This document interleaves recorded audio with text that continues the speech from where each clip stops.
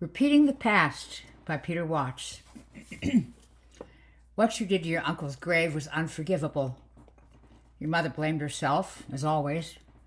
You didn't know what you were doing, she said. I could accept that when you traded the chauffeur I gave you for that emotive headset, perhaps, or even when you befriended those young toughs with the shaved heads and the filthy mouths. I would never have forgiven the swastika in your game pool, but you are my daughter's son, not mine. Maybe it was only adolescent rebellion.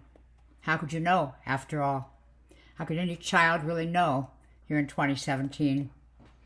Genocide is far too monstrous a thing for history books and grainy old photographs to convey. You were not there. You could never understand. We told ourselves you were a good boy at heart. It was ancient history to you. Abstract and unreal. Both of us doctors, familiar with the sad stereotype of the self-loathing Jew. We talked ourselves into treating you like some kind of victim. And then the police brought you back from the cemetery, and you looked at us with those dull, indifferent eyes, and I stopped making excuses. It wasn't just your uncle's grave. You were spitting on 6 million others, and you knew, and it meant nothing. Your mother cried for hours. Hadn't she shown you the old albums, the online archives, the family tree with so many branches hacked off mid-century? Hadn't we both tried to tell you the stories? I tried to comfort her. An impossible task, I said, playing never again to someone whose only knowledge of murder is the score he racks up playing zombie hunter all day. And that was when I knew what to do. I waited. A week, 2, long enough to let you think I'd excused and forgiven, as I always have. But I knew your weak spot. Nothing happens fast enough for you. Those monstrous toys of yours, electrodes that read the emotions, take orders directly from the subconscious, they bore you now. You've seen the ads for improved reality, planted directly into the brain. Throw away the goggles and earphones and the gloves. Throw away the keys. Feel the breeze of fantasy worlds against your skin. Smell the smoke of battle. Taste the blood of your toy monsters so easily killed. Immerse all your senses in the slaughter. You were tired of playing with cartoons. The new model wouldn't be out for so very long. You jumped at my third option. You know, your mother's working on something like that. It's medical, of course. It works the same way. She might even have some sensory samplers loaded for testing purposes. Maybe, if you promise not to tell, we could sneak you in. Retired, yes, but I never gave up my privileges. Almost 2 decades since I closed my practice, but I still spend time in your mother's lab, lend a hand now and then.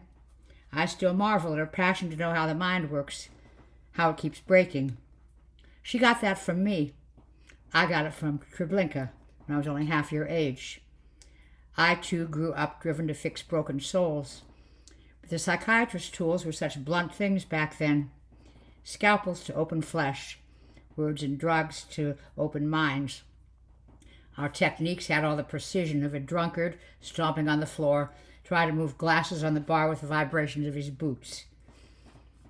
Those machines your mother has, though, transcranial superconductors, deep-focus microwave emitters, spindle resonators, specific pathways targeted, rewritten, erased completely.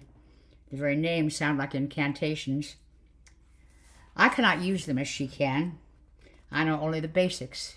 I can't implant sights or sounds, can't create actual memories, not declarative ones anyway.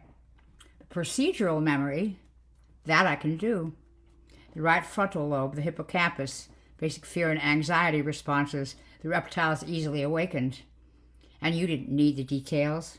No need to remember my baby sister face down like a pile of sticks in the mud. No need for the color of the sky that day, so I stood frozen and fearful of some real monster's notice should I go to her. You didn't need the actual lesson. The moral would do.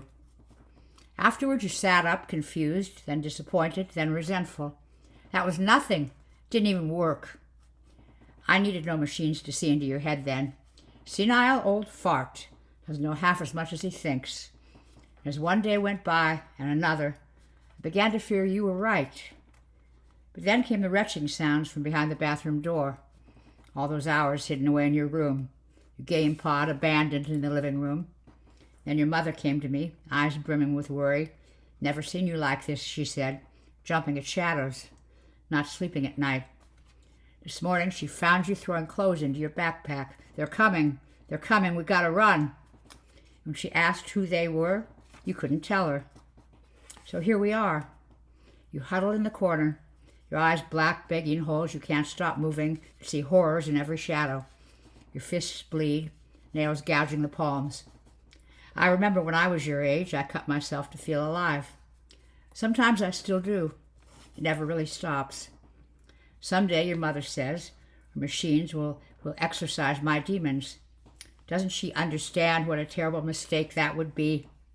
Doesn't history, once forgotten, repeat? Didn't even the worst president in history admit that memories belong to everyone? I say nothing to you. We know each other now, so much deeper than words. I've made you wise, grandson. I've shown you the world. Now I will help you to live with it.